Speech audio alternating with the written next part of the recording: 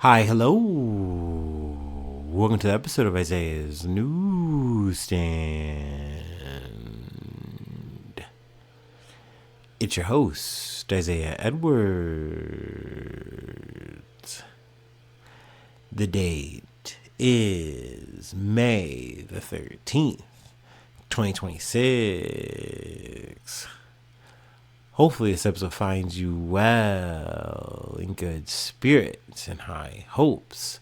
As for me, I'm doing pretty good. Happy Wednesday, happy hump day. Hopefully, you humped and didn't get humped. Unless that's what you're into, then by all means, have at it. As for me, it was we had to stick, we had to move, but we made it through the day. I got up. I feel like I was well rested. I feel like I slept pretty well. No complaints there. I feel like I got up on the right side of the bed, all that. But I got to work, and I was even happy to see there was like a decent amount of work for me, which was nice, right?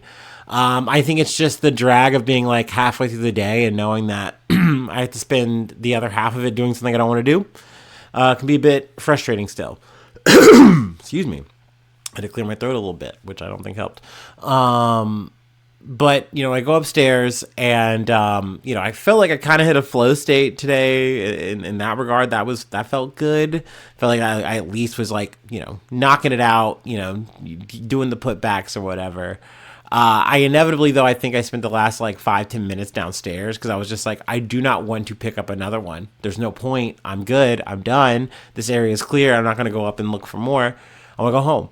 So, I wrapped up downstairs at the crusher and then I, dropped off my radio and got out of there.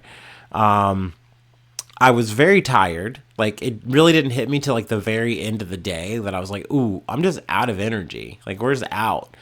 And I came home and I took a nap. I really actually don't know for how long. It had been at least an hour or so. And I got up and I was like, okay, feeling a bit better, feeling a little bit more energized.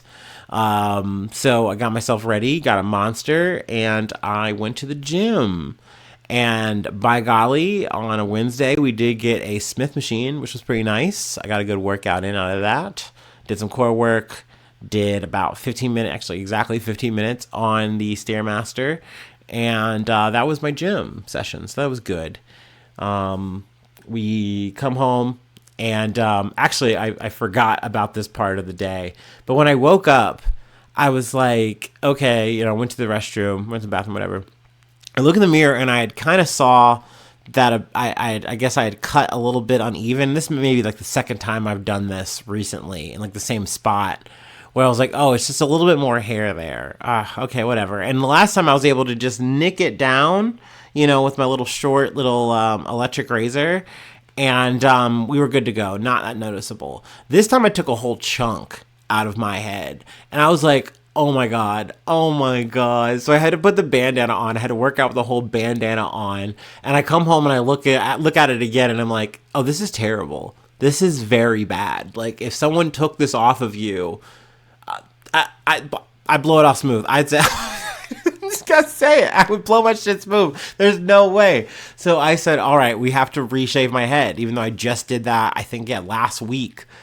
And that was annoying, but we did it, and it still looks chopped. I still look crazy. I still look deranged and feral, but it's at least closer to the zero state, and it just is what it is. I will say an annoying thing that happened as well is, like, we lifted pretty hard today. We went after it, and my hands were kind of like, the calluses were pretty active, and I could just feel the hair in them, and I always hate when that happens because I just didn't put on gloves because I just wanted it over with. I was trying to be quick.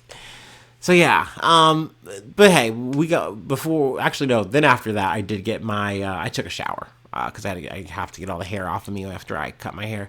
Then I had my snack. I did a little stretching, like right before I showered. Nothing crazy. And then we researched. We actually have a good amount for today to get into, and I'm yapping a little bit extra. So, hey, we'll see. We'll see how long today's episode is. And I know this is coming at you late. I know I'm talking all this Wednesday stuff, but you're definitely getting this on a Thursday. But hey, thank you. Thank you for being patient. If you're a daily listener and you keep up with the Joneses like that, I fuck with you. I fuck with you heavy. I fuck with you mad heavy. Last of a dying breed you are.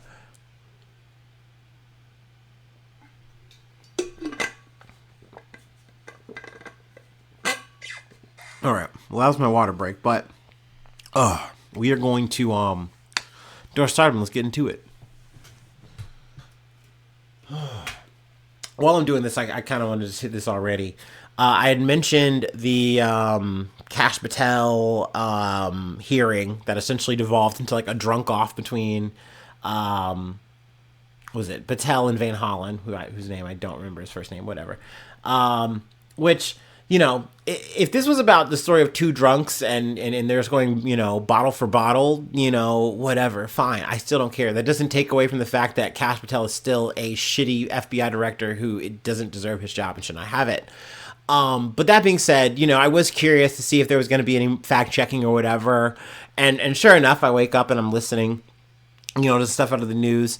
And the shit that he was referencing, Kash Patel, in terms of like Van Hollen spending $7,000 with what I believe he said was a gangbanger rapist, was essentially the Kilmar Abrego Garcia stuff. Because Van Hollen was a part of like saying, hey, clearly this is a person in my district, you know, like this is one of my constituents. I don't care if he's quote unquote not here like legally or whatever. That doesn't matter. I'm gonna fight for this person. And that was a meeting with him and Garcia, I believe, in El Salvador. And I think Van Hollen said that the margaritas, they were placed. I neither here nor there. I don't care if they sipped them or not.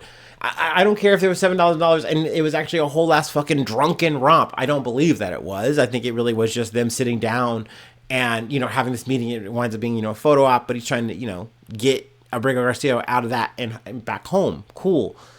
At the end of the day, it's crazy fucking work for Patel to be there, sit there and say, yeah, this is the exact same thing, like to try to equate these things. It's like, brother, what Van Hollen is referencing, which he even says, it's like, this is stuff that reporters have found. There's evidence to this shit. Otherwise, they wouldn't be reporting on this shit. Now, you're suing them for defamation, sure. But regardless, this isn't just hokum out of thin air. You know, what you're doing is saying, hey, we're playing, like, you know, ideological politics bullshit, man. Like, that's not even him being an alcoholic. Like, let's be fucking for real. Anyway, so yeah, I figured I'd, you know, start off with that, but we can go ahead and move on to the meat of the matter. But I haven't even finished my startup.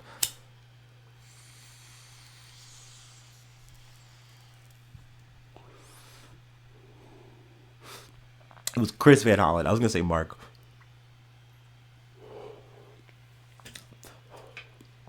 He also did apparently do the fucking drunk audit thing. And he's like, your turn. I'm like, okay, man. And once again, I still maintain, though, that, like, all of this pomp and circumstance, all this haughtiness is still just photo op. You know, I appreciate it to a certain extent for sure. I think Van Hollen is doing the right thing. I think he is correct in taking on guys like Kash Patel, but, like, you know, the reasons why are what they are.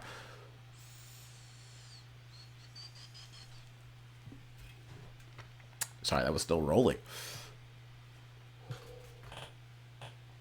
Ooh-wee. All right. Let's start off with what's really trending right now in the news feed from the Associated Press. Trump arrives in Beijing for talks with China's Xi on Iran war, trade, and U.S. arms sales to Taiwan. U.S. President Donald Trump arrived in Beijing on Wednesday for his hotly anticipated talks with Chinese President Xi Jinping on the Iran war, trade, and U.S. arms sales to Taiwan. I think I was listening to BBC when they said this. Like, they essentially devolved it into the 3 T's. They said Tehran, tariffs, and Taiwan. And I'm like, yeah, that seems pretty apt. That being said, we're just going to summarize this real quick because the meat of this shit hasn't even, I think it's going to be more or less on Thursday. And I mean, I think Xi and Trump they just did the photo up. I think I have that from the thumbnail. I might be getting it wrong, but I think I pulled that from the right spot. But Trump's kind of coming in on a limp. At the end of the day, he pushed this summit back. He's like, hey, can y'all hold off on, you know, entertaining my ass real quick, you know, doing our little, you know, meet up. Because essentially he wanted to wrap up this Iran war shit. Well, it hasn't been wrapped up and no one's happy. There's still a crisis. And he's like, okay, well, you know, let's have this meeting. Let's do this shit. And I don't think he really wants to talk about it. I think he really wants to make a big show about saying, hey, we did a really good business deal, as is every time I come to China or Xi comes here and we sit down and we talk. You can count on me to get a good deal. Like that is our, you know, our leader and our chief in business, whatever. But I think for, you know, Xi Jinping, for China, this is a good show. It's great optics. You get to entertain the quote unquote leader of the world, the leader of the US, blah, blah, blah. And I mean, you get to shake his hand and be like, yeah, man, so happy to see ya. But it is really good for y'all. And I mean, I say y'all. It really is good for China, I think. And I think that's why they do it. I'm sure they are going to talk about real shit. I don't know if they're going to get to the bottom of anything. I don't know if anything's going to really get solved. But I do think it's good optics for the U.S. It's good optics for China. So everyone is going to be happy in that regard. But in terms of, like, you know, what's going to happen, I don't fucking know. So yeah, I mean, obviously read this if you want to hear all the experts, you know, their 2 cents or what have you. You know, and there's definitely a lot of podcasts and things out there if you want to get the lowdown and, you know, what could happen. But once again, I'll wait to see if any kind of big statements, big highlights, and we'll go from there. Anyway, let's move on to our next story. This one, I didn't have this on my fucking bingo card for the year, so color me surprised. But once again, from the Associated Press, prosecutors to retry Alex Murdaugh in deaths of wife and son after high court overturned convictions. Alex Murdaugh's murder convictions and life sentence for the deaths of his wife and son were overturned Wednesday by the South Carolina Supreme Court because the court clerk at his trial suggested he was guilty. But the disgraced lawyer won't be leaving prison anytime soon. Well, that's the only good part I've heard so far since reading this. Prosecutors say they plan to retry Murdaugh, which likely means there will be another lengthy trial for the case that, because of the combination of money, power, southern accents, and treachery, has become a true crime sensation with several streaming miniseries, best-selling books, and dozens of true crime podcasts. Fucking hell yeah. I mean, and hey, I've been on that little train myself. I mean, this is a very hard case to look away from. And, I mean, I kind of came onto it in, like, the perfect time because so many other bigger podcasts have come, got the lawsuit phase out of the way. Now everything's kind of come to light, you know, trial, all this shit. So it's like, yeah, I'm just one of the multitude of motherfucking yappers, you know, coming on the scene about this. And there's just always a lot to talk about. But Murdaugh, 57, will remain in prison. He pleaded guilty to stealing around $12 million from his clients and currently is serving a 40-year federal sentence at the same time as a 27-year state sentence for his financial crimes. Prosecutors haven't closed the door on appealing the ruling, but said Wednesday they're concentrating on aggressively seek to try Murdaugh again on the murder charges, preferably sometime in 2026. State Attorney General Alan Wilson saying he respected. Man, I really think that they just ran this through AI. Saying he respected the court's decision, but no one is above the law. Murdaugh's lawyers pointed out that trial will look a lot different, as justices also ruled days of evidence at the murder trial about how Murdaugh stole from clients, many of them in dire straits, shouldn't be allowed next time. Which, I mean, that definitely is something that can play a different factor, because it's like, this is all kind of weaving into the tapestry of who the fuck who Alex Murdaugh is, who the Murdaughs were as a family, like just the whole fucking lineage of it all, but the fact that there's a lot of, you know, crime into this whole fucking thing that's baked into this family that is like essentially juxtaposed with law enforcement as well.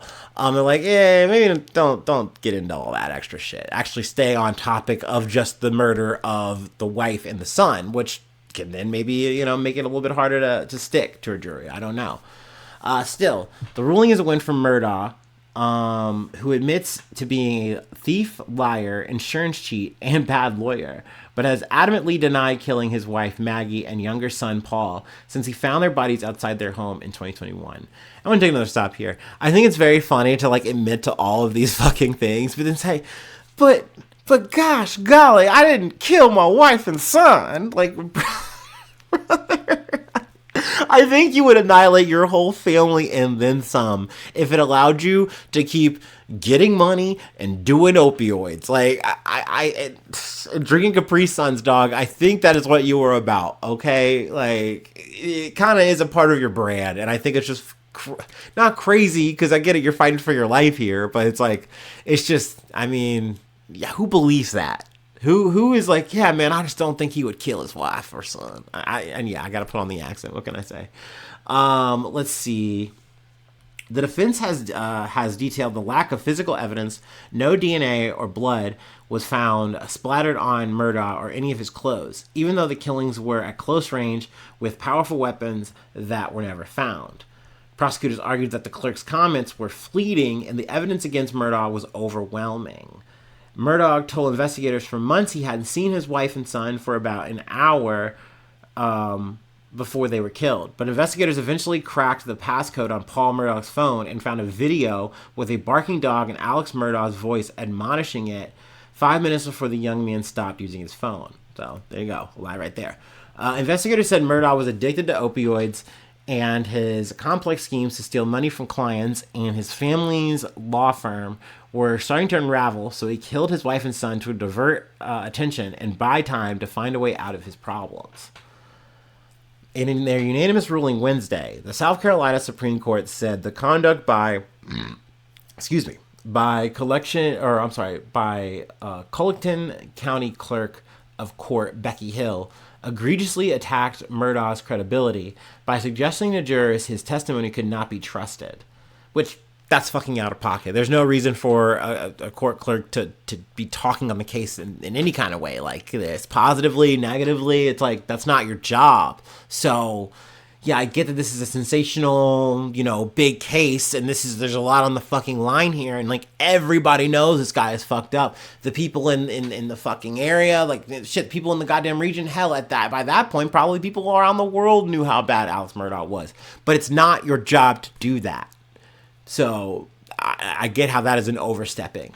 A few jurors said Hill, assigned to oversee the evidence and the jury during the trial, told them to watch Murdaugh's body language when he testified in his own defense and to not be fooled, confused, or thrown off by what he might say. So yeah, it's like, dude, what the fuck are you doing? That's a huge fucking fumble. For what goddamn reason? The court said Hill's motivation was the siren call of celebrity, and her goal was to increase sales of her book on the trial called Behind the Doors of Justice: The Murdaugh Murders. It was pulled from publication after plagiarism allegations were made. Dude, what a flop! What a whole flop! Like, honestly, put her in the clink, maybe. Put her on some trial or some shit. And what the fuck? That's so stupid, man. Like, throwing this whole wrench in this thing. Because overall, like, I mean, yes, that there are definitely some things in terms of, like I said, I think they're going to want the case to be more on rails. And less of, like, in terms of the murders and not any of the thefts and, all the other stuff. I think it's going to have to be a bit more curtailed by the prosecution, but they did a good job. They laid everything out. They had their shot. They made it work. They knocked it out. Hill's fucking shit wasn't necessary, wasn't needed. But it was said. And I do get why, fucking South Carolina Supreme Court went the way they did. I mean, I don't want to say it's wild that it was unanimous, but whatever. This is what it is. That is the system. It's just unfortunate that we're right back at it again. Because, like I said, didn't have that on tap for this year. But yeah, I guess we're gonna be doing that in the future. So yeah, I'll keep you posted. All right. We got another story coming down the pipe. Actually, this is another true crime situation, another update from Yahoo News. Corey Richins, who wrote a children's book about grief after murdering husband, sentenced to life without parole. A mother who published a children's book about grief after fatally poisoning her husband was sentenced to life in prison without the possibility of parole on Wednesday. Corey Richins was convicted in March this year of murdering Eric Richins in 2022 by poisoning him with a fentanyl-laced drink. She was found guilty of 4 other felonies, including attempted murder for poisoning him on Valentine's Day with a fentanyl-laced sandwich. Dude, to me, there was just something so weirdly Scooby-Doo coded about this shit, or just, I don't know why. I think just because there's food related and, like, crime, but obviously, you know, like, who's murdering people with fucking big-ass sandwiches filled with fentanyl? Obviously, it's a very sad situation in general, just, you know, because she had children. You know, this man was, you know, seemingly a good father, and the only reason he died was because it's like, she was like, yeah, I kind of want you out of the way. I want your inheritance. I stand to make a lot of money if you're gone. So yeah, let me do that. And then make a book about it. Like, that's crazy. Double dipping the chip. No fentanyl for her, I imagine. Richins, who has maintained her innocence, made her own lengthy statement directed at her children before she was sentenced. I don't know who or what I'm supposed to be if not a mother. Your mother, she said. And let me read this statement by one of the children, I believe. Or ahead of her sentencing, representatives for Richins, three young sons, read letters from the children, or read letters the children had written in which all of them said they wanted her to receive a life sentence. I want her to go to prison forever, one of the letters read. If she got out, I would be so scared. And for some reason, I don't know, like, it did shock me a little bit because I kind of picture, like, in every one of these situations, it obviously puts the children in a really sad, you know, space of, like, damn, you know, I'm so sad that my father is dead in the situation, but also, like, I'm also sad that my mother is going away, you know, like, now I have no parents. But essentially in this situation, they're like, it seems the kids are so upset, so disturbed by what their mom did, completely understandable, like, no, I never want to see this woman again. Like, no thank you. Like, I'm scared that this, if she was out, she would come and hurt us, you know. And it's like, no, I get that. I completely get that. It's just like, usually I just feel like I don't hear that as often when I cover these situations and it gets down to this kind of nitty gritty. But goddamn, you know, like, once again, tell the tape, that makes sense. Jurors in Park City, Utah found that Richins killed her husband by lacing his cocktail with what prosecutors said was 5 times the lethal dose of fentanyl at her home near Park City. And I don't know if I had talked about this in the earlier parts of this whole case trial situation, but I believe she got it from her housekeeper. Essentially asked her to buy some. She got it, and then it's like, okay, I got the fentanyl, and then just made trial runs on killing her husband, in which the husband at some point or points was like, I think my wife is trying to kill me because I ate a sandwich, or like I did this thing, and like now I don't feel good. I feel really sick.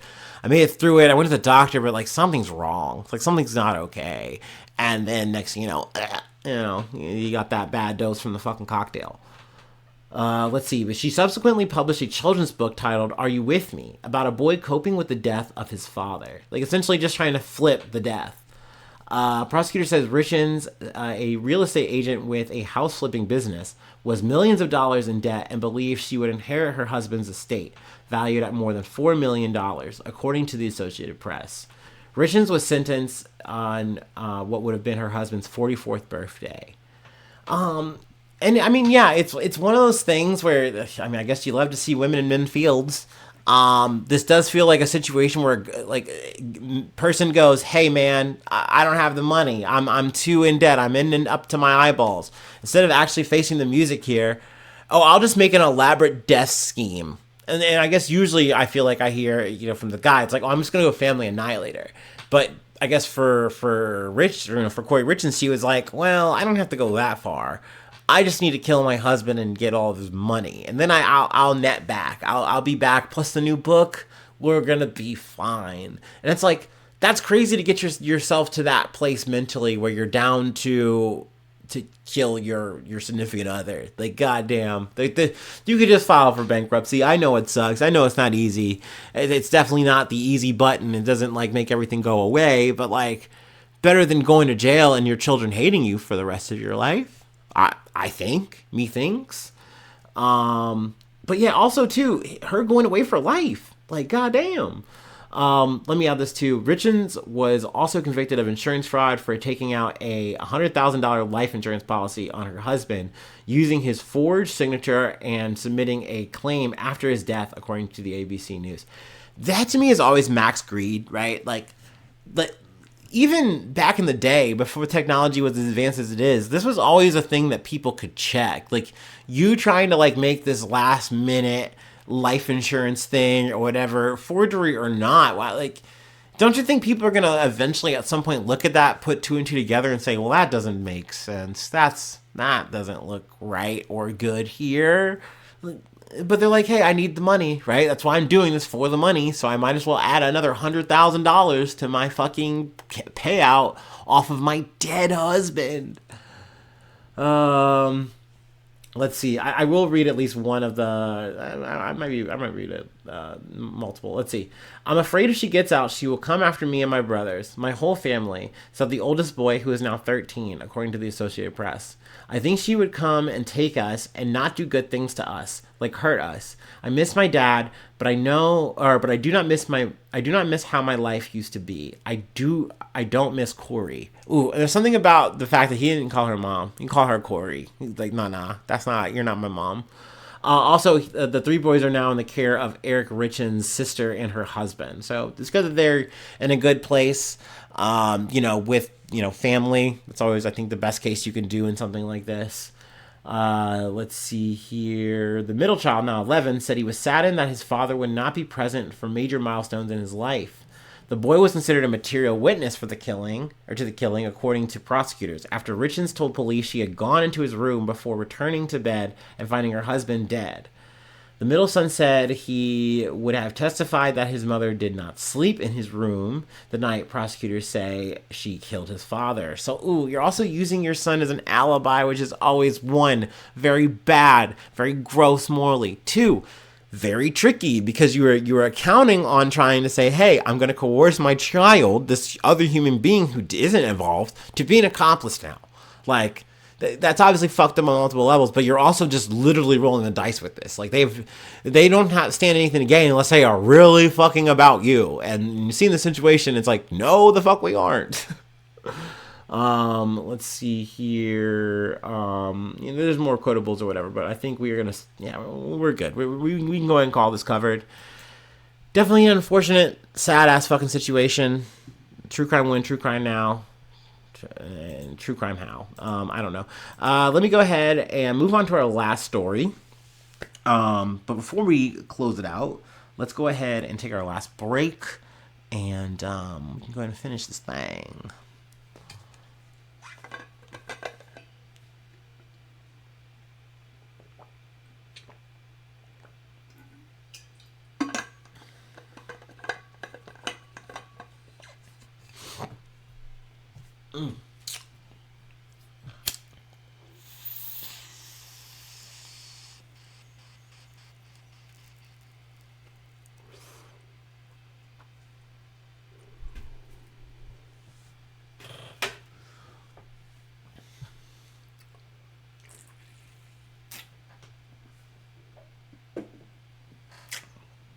All right.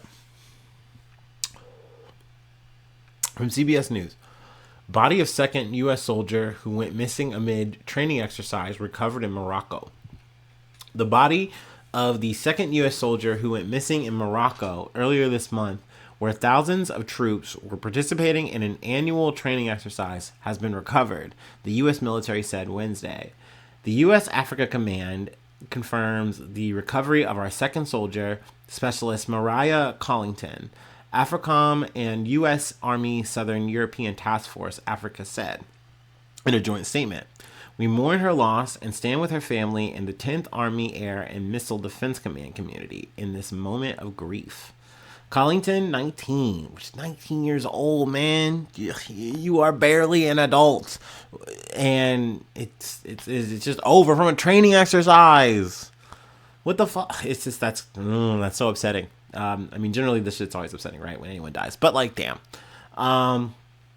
And the first lieutenant Kendrick Lamont Key Jr., 27, disappeared May 2nd in waters off Morocco's southern coast near the Cap Dra training area, the Army said in a news release. Key's body was recovered May 9th. Collington's body was recovered Tuesday in a coastal cave about 500 meters from where the two went into the water, the Army said in a separate news release.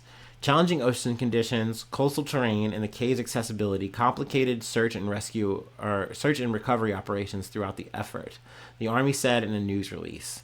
Her remains were taken by helicopter by the Royal Moroccan Armed Forces to the morgue of Moulay El Hassan Military Hospital in Gulimim, Morocco, the U.S. Army said.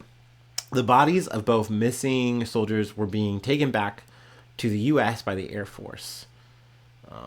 Let's see here. Feel like... actually, I can go read this part. Both Key and Collington were in Morocco taking part in a training exercise known as African Lion. Defense officials have previously told CBS News their disappearance did not happen during the training. A preliminary report said the two were part of a group of service members who went on a hike to watch the sunset when a soldier who couldn't swim fell into the water. Defense officials said the second missing soldier jumped in to attempt a rescue, but was hit by a wave. Other soldiers attempted to rescue the two, but were unsuccessful. So there you go. I'm glad I read that part, because it wasn't actually in training. Collington entered the regular Army's delayed entry program in 2023 and began active duty service in 2024, the Army said. Let's see here. The search for both soldiers included more than 1,000 U.S. and Moroccan military and civil personnel, according to the Army.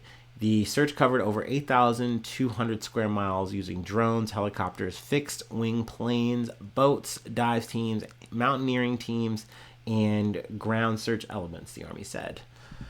So, at the end of the day, I am glad that they were at least able to find both soldiers. Obviously, sad, unfortunate situation. Anytime we cover deaths and losses of life in these moments, and I mean, yeah, not necessarily in a training exercise, but essentially just on some R&R during a training exercise. I think I was just scrolling on Instagram, and I think this is like a New York Times post, but they were essentially covering a team, I believe in Alaska or in Arctic, whatever, but they were on this whole ass fucking training mission just for winter, like super winter conditions, like super, like very cold climate conditions, like hey, the guns are barely working, there's, your fuel is like viscous jelly, like we're trying to see, like, can you maintain combat operations, what are you doing here, what can we do operating, like, I'm like, we're spending a lot of money on that, no? Like, a lot of time on that, no? Well, meanwhile, we're stuck in the fucking strait, double wrapped, double parked in a bitch. But, I don't know, man. I mean, we're all over the place with the Department of War, Old Pete Hegseth, who I also don't think should keep a job, He's doing the most. What can we say? But needless to say, condolences, and we'll close it out there. If you'd like to help out, support the effort, I do have a Patreon. Patreon.com/IsaiahNews. Become a newsie today. Free ways to hit me up, IsaiahNews1@gmail.com. Feel free to follow me or the podcast on any of the socials. Follow me on TikTok. Follow me on Spotify. Follow me on YouTube. Yeah, all of those things. Specifically, yes, I like getting those numbers up whenever I can. Especially I don't want to see them go down, which that happens sometimes. Sometimes you guys just don't fuck with me, and that's okay. I fuck with that, even though if you don't fuck with me, no. Leave a like, leave a cool comment. Sharing is always caring. That's also helpful. But you don't got to do none of that. That's all good. You don't have to leave any of the 5 stars, though those are also appreciated where available. I really just appreciate you tuning in. Hitting that follow button does help you keep up with the Joneses. It lets you know, like, ping, there I am, new episode, in any hour of the day or night, because I've just been known to just post sometimes. It just bees like that. But yeah, I mean, you ain't got to. You just kind of let it fall into your lap whenever you want, or maybe you're just a one and done, and this is it. And you're just a completionist, and you're just like, I'm waiting for this to be done, and I'm never gonna fucking pick it up again.